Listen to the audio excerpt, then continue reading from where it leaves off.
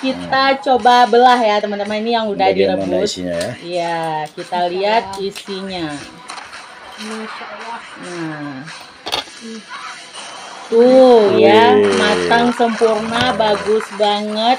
Ini kalau dimakan pakai nasi hangat aja, bertambu-tambu nasi kita ya. Iya. Nah, Oke.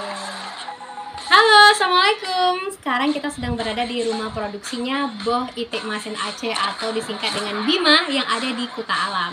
Nah, sekarang kita mau coba ini hasil produksinya telur asin dari Bima ini ya. Sebentar kita buka dulu, kita cetak dulu.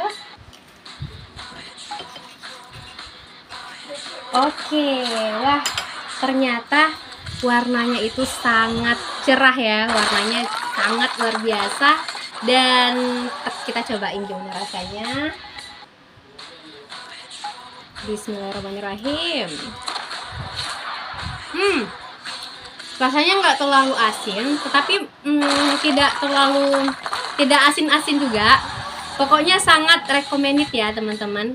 Karena telur asin ini juga untuk bisa kita jadiin cemilan, nggak hanya untuk kita makan dengan nasi, tapi bisa untuk cemilan. Dan juga telur asin juga bisa untuk menjaga stamina tubuh kita. Nah teman-teman yang mau boleh order di mana ada reseller Bima. Dan jangan lupa follow akun Instagram Bima. Terima kasih. Rasanya enak banget ini.